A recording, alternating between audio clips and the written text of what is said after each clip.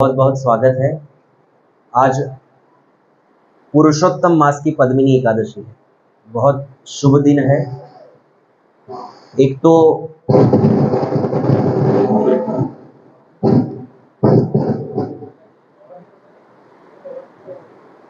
तो महीना अत्यंत पवित्र है क्योंकि पुरुषोत्तम मास और उसमें भी एकादशी आई है, तो बहुत अच्छा है। वो भी श्रावण मास का पुरुषोत्तम मास और उसकी एकादशी।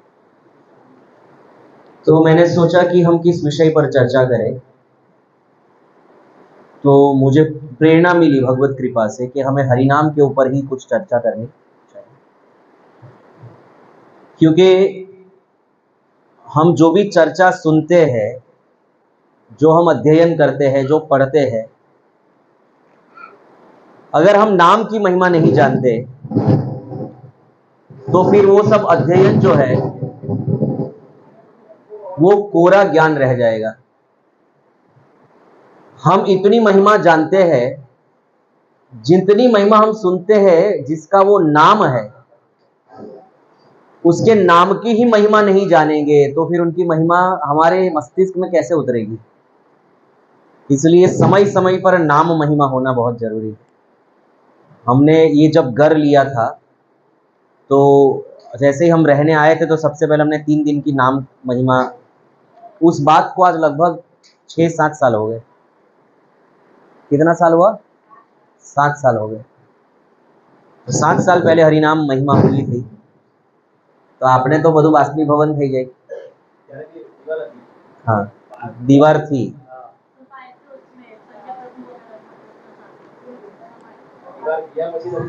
हाँ, तो आज हम लोग वापिस हरिनाम महिमा करेंगे। भगवान स्वयं अपने नाम की महिमा नहीं जानते, तो मेरे जैसा तुच्छ दास भगवान के नाम की महिमा क्या कहेगा। लेकिन जो आचार्यों ने कह दिया है, उन्होंने जो ये नामामृत का सागर हमें दिया है, उसकी एक बूंद भी अगर हमारे जीवन में आ जाए तो हमारा जीवन सफल होगा। साधक के जीवन में सबसे महत्वपूर्ण चीज है उसकी नाम के प्रति रुचि और रति। नाम में कितना अनुराग है, उससे ही निश्चय होता है कि वो भक्त कितना एडवांस है। आपने 25 साल दे दिए इस्कॉन में, आपने 30 साल दे दिए, आप 60 साल के बूढ़े हो गए, लेकिन फिर भी आपका हरिनाम के प्रति वो प्रेम और उत्साह नहीं दिखाई दे रहा है, तो हमारी सिर्फ उम्र हुई है इस्कॉन में, हमने कोई प्रगति नहीं करी है। इसीलिए नाम के प्रति अत्यंत आसक्ति हो जाए तो समझना चाहिए कि हमारे ऊपर गुरु की कुछ कृपा हुई है। एक बार एक व्यक्ति महाराज जी के गुरु जी के पास गया था, तो उन गुरु जी से कहा, भक्तमाली जी से, कि आप मुझे कुछ साधन बता दीजिए, मैं भी भगवत प्राप्ति करना चाहता हूँ, आध्यात्मिक मार्ग में अग्रसर होना चाहता हूँ, तो आप मुझे कुछ साधन बता दीजिए। तो भक्तमाली जी तो बड़े दयालु थे, उन्होंने उसको हरिनाम दिया और कहा यही साधन है और यही साध्य है। क्या कहा? हरि नाम ही साधन है और हरि नाम ही साध्य है। जैसे कि आप अगर मुंबई जाना चाहते हैं तो मुंबई जाने के लिए रेलगाड़ी या कार या साइकिल या घोड़ा या जो भी होगा वो आपका साधन होगा, और मुंबई आपके लिए साध्य है कि नहीं? तो साधन साध्य में भेद होता है स्वाभाविक रूप से, लेकिन हरिनाम में नाम ही साधन है और नाम ही साध्य है। नाम करते करते करते करते जो नाम है उसी को प्राप्त करना है। क्यों? क्योंकि नाम और रूप में भेद नहीं। लौकिक चीजों में साधन और साध्य में भेद है। साधन अलग चीज है, साध्य अलग चीज है, लेकिन भगवान के नाम में साधन और साध्य दोनों एक है, क्योंकि नाम और रूप दोनों एक ही होने के कारण साधन भी नाम है और साध्य भी नाम है। तो महाराज ने उसको साधन दिया। साधन देकर उसने कुछ साल तक हरिनाम जप किया। फिर कुछ वर्ष के बाद वो महाराज जी के पास वापस आया और महाराज जी को कहने लगा कि आपने जो साधन दिया उससे मुझे कुछ फायदा नहीं हो रहा है, कुछ साक्षात्कार नहीं हो रहा है, कोई फायदा नहीं हो रहा है। फायदे के बगैर तो हम कुछ करते नहीं ना, हमारा स्वभाव है।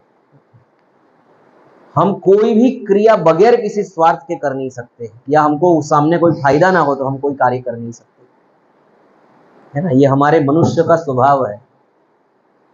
तो मानव स्वभाव के अनुसार वो व्यक्ति भक्तमाली जी के पास गया और उनको कहा कि हमें कोई इससे फायदा दिखता नहीं है। तो महाराज जी ने उसको स्वाभाविक रीत से जैसे कहना चाहिए वैसे कह दिया कि जो चीज में आनंद नहीं आए, जो चीज में कोई फायदा ना हो, उस चीज को तत्क्षण त्याग देना चाहिए। क्या कहा?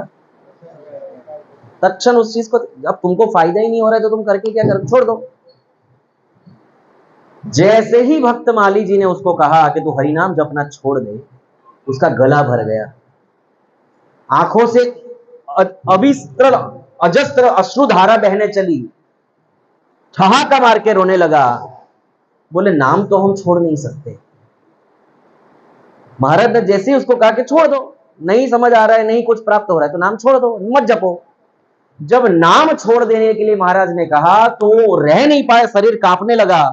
तो महाराज ने कहा बस नाम से यही प्राप्त करना था,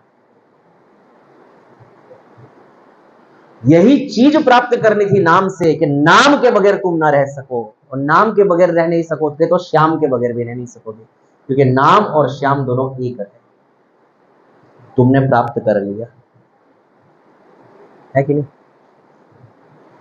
तो ये महापुरुषों के कार्य है, ऐसे नाम में आसक्ति होनी चाहिए। अब आपको मैं कहूंगा कि प्रकृति आप कल से नाम मत जपिए, चलेगा? आप नहीं जपेंगे, आप रह सकती है? नारायण, आज ही मैं एक्सरसाइज करते समय यही विषय पर चिंतन कर रहा था कि अगर मुझे भगवान भी आकर कहेंगे कि नाम छोड़ दो, कोई जरूरत नहीं, मैं तुम्हें ऐसे ही साक्षात्कार करूंगा, साक्षात्कार दे दूंगा, अब तुमको नाम जपने की जरूरत, तो मुझे लगता है कि भगवान मिल जाएंगे तो भी मैं क्या करूंगा? जो आनंद नाम से है, नाम जपने में है, जो एंग्जाइटी नाम जपने के टाइम होती है कि मेरा बाकी है नाम, मेरा बाकी है, मुझे नाम जपना है, वो भगवान का साक्षात्कार हो जाएगा तो क्या मिलेगा? नाम जपने में जो आस्वादन हो रहा है, जो रुचि बढ़ रही है, वो शायद भगवान आ जाएंगे तो भी वो रुचि, वो आनंद नहीं मिलेगा जो नाम जपने में मिल रहा है। तो मैंने तो ये डिसाइड कर लिया मन ही मन कि भगवान मिले तो भी ठीक, नहीं मिले तो भी ठीक, साक्षात्कार कराए तो भी ठीक और नहीं कराए तो भी ठीक, हम नाम छोड़ने वाले, वो हमसे छूटेगा नहीं, क्योंकि अब वो हमारे श्वासोश्वास में, हमारे जीवन में वो पार्ट घुस गया है, अब उसको नहीं निकाल सकते। तो यही शिल प्रभुपाद जी हमें सिखाना चाहते थे, गुरु महाराज आचार्य हमें सिखाना चाहते थे कि हरि नाम में अगर तुमको आसक्ति हो गई तो तुमने सब कुछ प्राप्त कर लिया। और आज भी 16 माला जान पर आती है और ऐसा लगता है कि क्या प्रभुपाद जी ने दे दिया हाथ में। तो आपको अगर 15 साल हुए हैं या 20 साल हुए हैं या और कितने भी साल हो जाएंगे, श्रम एवं केवलम। कितने लोगों ने तो शुरू ही नहीं की है, माला ही शुरू नहीं की। मैं आपको छाती ठोक कर कह रहा हूं कि आप बहुत बड़े नुकसान में हैं। जो लोग हरिनाम नहीं जप रहे हैं उनका जीवन बेकार हो जाएगा, क्योंकि नाम ऐसा अमृत है, उसको जो चखेगा, जो पिएगा, वही उसका आस्वादन कर सकता है, सामान्य व्यक्ति उसका आस्वादन नहीं कर सकते। ये कहने सुनने की बात नहीं। संसारिक भोग, संसारिक सुख हो तो मैं आपको बता भी दूं अपनी वाणी में, गुलाब जामुन कैसा लगता है तो मैं बता दूं, संसारी सुख भोग कैसा है वो पूछेंगे तो बता दूं, क्योंकि वो संसारी है, उसको संसारिक वाणी में व्यक्त किया जा सकता है। लेकिन भगवान के नाम के जप का जो आनंद है वो शब्दों में वर्णित नहीं किया जा सकता, क्योंकि वो प्राकृत चीज नहीं है, वो प्राकृत चीज नहीं है।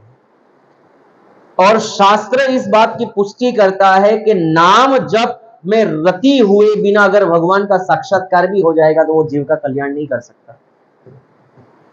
नाम जप किए बगैर अगर भगवान का साक्षात्कार हो गया, वैसा होता नहीं है। लेकिन मान लो कि बहुत जन्मों के कुछ पुण्य कर्म होंगे जिसकी वजह से भगवान ने तुम्हें दर्शन दे दिए या साक्षात्कार कर लिया, तो उससे बहुत फायदा नहीं होगा। आप कहेंगे कोई उदाहरण? उदाहरण है, शबरी जी का कोई पुण्य नहीं था, तभी तो शबर कुल में जन्म हुआ था ना।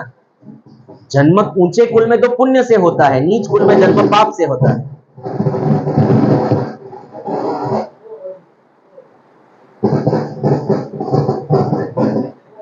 हरे कृष्णा, हरे कृष्णा, हरे कृष्णा। क्या हुआ? हरे कृष्णा।